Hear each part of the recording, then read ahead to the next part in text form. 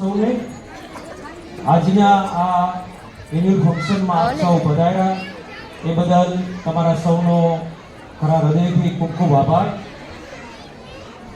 આપ આ કાર્યક્રમને નિહાળી રહ્યા છો. આપના બાળકોનું પરફોર્મન્સ તમને કેવું લાગે છે? તમે સંતુષ્ટ છો આના પરફોર્મન્સથી? Yes or no? Okay, very good. તમે જુઓ છો કે બાળકોની અંદર રહેલી જે પ્રતિભા છે એને આપણે ખાલી માર્કથી ના મૂલવી શકાય. એની સીમાઓ અપાર છે. જે આપણે કદાચ માનીએ એના કરતાં પણ ઘણી બધી એનામાં શક્તિઓ રહેલી હોય છે. દરેક પ્રકારની શક્તિને આપણે સામે લઈ આવીએ એ આપણી સંસ્થાનો મુખ્ય ઉદ્દેશ છે. આપણી સંસ્થા આ 10 વર્ષ પૂર્ણ કરી આવતા વર્ષે 11મા વર્ષે જ્યારે પ્રવેશ કરવા જઈ રહી છે ત્યારે ફરીથી એકવાર નવા ફોર્મેશન માટે અમે તૈયાર છીએ. તમે જોયું હશે કે ગયા વર્ષે આપણે બિલ્ડિંગની અંદર બાહ્ય ઘણા બધા ફેરફારો કર્યા. જે અમુક બેઝિક જરૂરિયાતો હતી એના ઉપર ધ્યાન આપ્યું. આ વર્ષે અમારો ટાર્ગેટ છે કે ક્લાસરૂમની અંદર પણ જે સુવિધાઓ વધારી શકાય, અંદરનું ઇન્ફ્રાસ્ટ્રક્ચર જે ખરાબ થયું છે એને સુધારી શકાય. સાથે સાથે એજ્યુકેશનના જે નવા સીમાંકનો આવી રહ્યા છે, નવી શિક્ષણ નીતિ સાથે સાથે 2 વર્ષ પહેલા સરકારે એવું જાહેર કર્યું હતું કે નવી શિક્ષણ નીતિમાં આપણે બાળકોને કોમ્પ્યુટરમાં કોડિંગ ચાલુ કરાવશું. ત્યારે મને વિચાર આવ્યો કે આપણે પણ આપણી સ્કૂલમાં કોડિંગ ચાલુ કરાવીએ. પણ આપ સૌ જાણો છો કે જામનગર કોઈ મોટું આઈટી હબ નથી. ત્યાં આ લેવલનું શિક્ષણ આપવું એ આજની તારીખે હું ગૌરવથી કહી શકું કે જામનગરની એકમાત્ર સ્કૂલ આપણી છે કે જે આ કોડિંગ બાળકોને 4થા ધોરણથી શીખવાડે છે. જે કોડિંગ વિશે આપણે કલ્પના કરતા હોય પણ બાળકો જ્યારે એ કરે ત્યારે ખરેખર મને પણ આનંદ થયો. એના માટે આપણે કોડિંગ જુનિયર જે દિલ્હીની સંસ્થા છે એનો આભાર માનીએ છીએ અને એના પેકેજથી આ આપણે કામ કરીએ છીએ. આર્થિક રીતે મને પણ એનું ભારણ આવે છે. પણ મને વિચાર આવ્યો કે બાળકોને કંઈક એવું આપીએ કે જે ખરેખર એને ગમે છે, એ કરવા માંગે છે. આપના બાળકોને ટીવી જોવું, મોબાઈલમાં ગેમો રમવી, નવી નવી વસ્તુઓ જાણવીને કોડિંગ શબ્દ અત્યારે એટલો કોમન થઈ ગયો છે કે જે લોકો કોમ્પ્યુટર વિશે ઓછું જ્ઞાન ધરાવે છે, મોબાઈલ વિશે ઓછું જ્ઞાન ધરાવે છે, એને પણ કોડિંગ શબ્દ બહુ પરિચિત લાગે છે. તો આજના સમયમાં જ્યારે તમારા બાળકો પણ કોડિંગ ખાલી સાંભળતા નથી પણ કરી બતાવે છે એ આપણા સૌ માટે બહુ ગૌરવની વાત છે. સાથે એક વિચાર મારો રજૂ કરું છું કે જેના આધારિત હું મારી સંસ્થા ચલાવું છું. એ વિચાર એવો છે કે આપણે જ્યારે નાના હતા ત્યારે આપણને કોઈ નવી વાત જાણવા મળે અથવા તો કોઈ વડીલો વાતો કરતા હોય તો આપણું ધ્યાન એના ઉપર બહુ કેન્દ્રિત થતું હતું કે ભાઈ આ ફલાણાના ઘરે જવાનું છે, આપણે મળશી, અહીંયા આપણે ગયા હતા ત્યાં આપણે આવો અનુભવ થયો હતો. પણ અત્યારના સમયમાં તમારા બાળકોને તમે 2 વાત કહેશો ને તો એને એમાં જરા પણ રસ નહીં પડે. એને એમ લાગશે કે આ બધી વસ્તુ નકામી છે, આનો કઈ મતલબ નથી. તો આપણા બાળકો માટે આપણે સત્સંગો અનેક પ્રકારના કરતા હોય છે. દરેક સંપ્રદાય, દરેક ધાર્મિક સંસ્થાઓ હંમેશા કહેતી હોય કે ભાઈ સત્સંગ કરો. સત્સંગ આપણે બહાર જઈને કરતા હોય પણ આપણા પરિવારમાં આપણા બાળકો સાથે પણ ક્યારેક આપણે આવો સત્સંગ કરવો જોઈએ. એ સત્સંગથી શું થશે કે તમને ખ્યાલ આવશે કે મારા બાળકની હકીકતે વિચારસરણી શું છે, એના પ્રોગ્રેસ માટે શું ભવિષ્યનું આપણે પ્લાન કરી શકાય, એની ખામીઓ અને ખૂબીઓને આપણે ખુદ ઓળખીએ. અમે જ્યારે ઓપન ડે રાખીએ છીએ ત્યારે તમારામાંથી લગભગ બધા વાલીઓ આવો છો.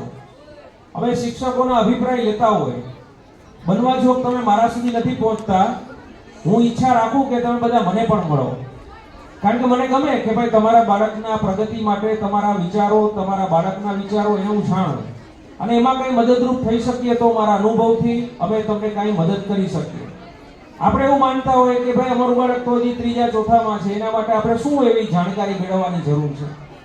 પણ તમે જાણો છો કે બાળકનો સૌથી વધારે માનસિક વિકાસ એ 7 વર્ષ સુધીમાં થઈ જતો હોય છે. 50% ઉપરાંતનો વિકાસ 7 વર્ષમાં થઈ જાય. પછી તો આપણે માત્ર એને કેળવતા હોઈએ છીએ, એટલે કે જેમ આપણે પેટ એનિમલને કેળવીએ કે ભાઈ અહીંયા ઠેકડો મારવાનો, અહીંયા બેસી જવાનું, અહીંયા સીટી વગડે તો આમ કરવાનું, તો આપણું કેળવણી માત્ર પછીનો જે તબક્કો છે એ થતો હોય છે. Please silent. તો આપણે સૌએ નાની ઉંમરમાં બાળકોને માત્ર હજી તો બાળક છે, રમે છે, હજી એની ઉંમર શું છે એને જ ખાલી જો મહત્વ આપીએ તો ઘણીવાર આપણે જેવી રીતે ખેડૂત નાનકડું એક બીજ વાવે અને થોડું ઘણું મોટું થાય ત્યારથી એની કાળજી રાખવાનું શરૂ કરી દે, એને સિઝનની અસર, એને બીજા પશુ પક્ષીઓ કીટકોની અસર કેવી રીતે થાય છે એનું જ્ઞાન આપે અને લે છે. તો આ જ પ્રક્રિયા આપણા બાળક માટે આપણે કદાચ કરવામાં ક્યાંક કચાશ અનુભવીએ છીએ.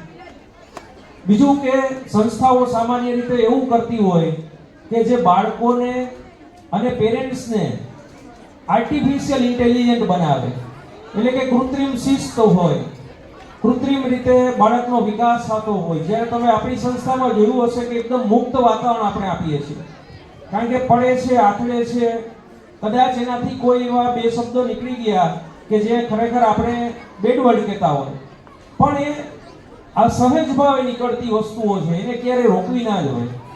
એના દ્વારા જ આપણે એને સમજાવવી જોઈએ કે આ જે કર્યું એ ખરેખર ના કરવું જોઈએ, એનાથી આપણા ફાયદા ગેરફાયદા એના ધ્યાન દોરવા જોઈએ.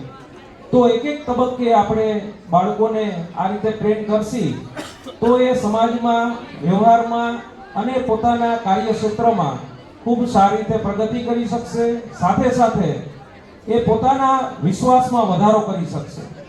અત્યારે ખાસ એ જોયું છે આપણે કે બાળકો ડોક્ટર થઈ જાય, એન્જિનિયર થઈ જાય, મોટા હોદ્દા ઉપર આવી જાય અને ડિપ્રેશનનો ભોગ બને છે.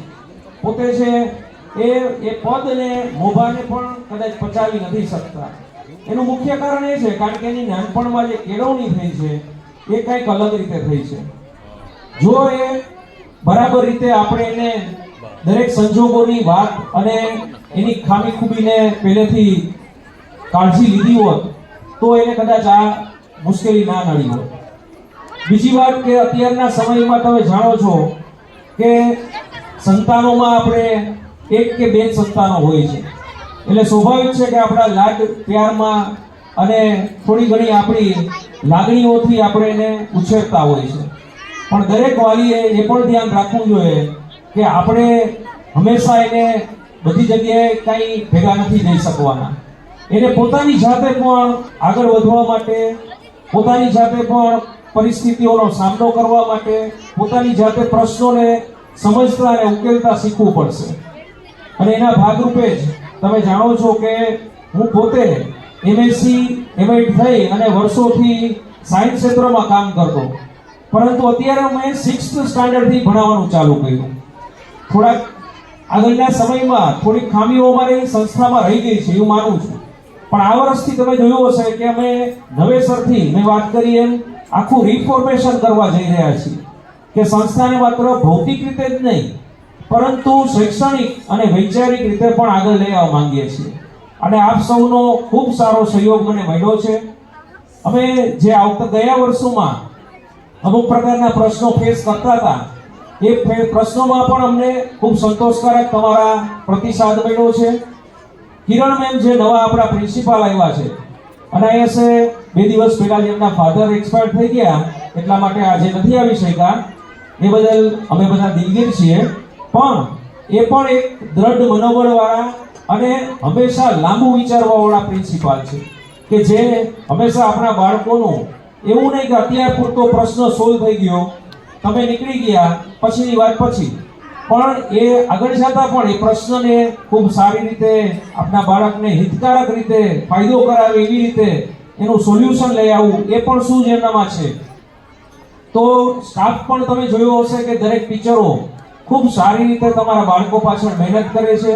સાથે સાથે તમારા બાળકો માટે જે કાંઈ વધારેમાં વધારે સુવિધાજનક હોય એવી રસ્તો પણ તમને બતાવતા હશે જ્યારે તમે ઓપન ડેમાં આવતા હશો. તો આ બધી સિસ્ટમોને આપણે સૌએ ભેગા મળી અને ખૂબ સારી બાળકોના વિકાસમાં ઉપયોગિતા તરીકે લેવાની છે. સાથે વાત કરું કે વાર્ષિક પરીક્ષા કે અન્ય પરીક્ષાઓમાં કદાચ તમારું બાળક બહુ માર્ક ના લઈ આવતું હોય, અહીંયા પણ મેં જોયું કે કેટલી છોકરાઓએ ખૂબ સારું પરફોર્મન્સ આપ્યું.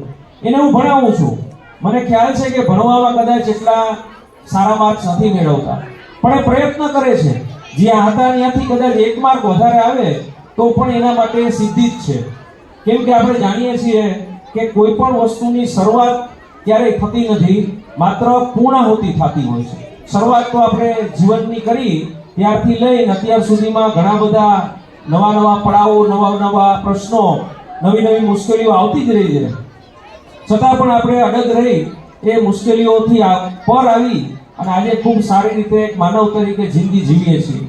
તો આપણા બાળકોને પહેલી વસ્તુ તો એ જ શીખવવાની છે કે આપણે માનવ અવતાર જ્યારે મળ્યો છે ત્યારે એને આપણે પહેલા તો માણીએ, નહીં કે એને માત્ર કોઈ સર્ટિફિકેટના ફોર્મમાં આપણે રજૂ કરીએ.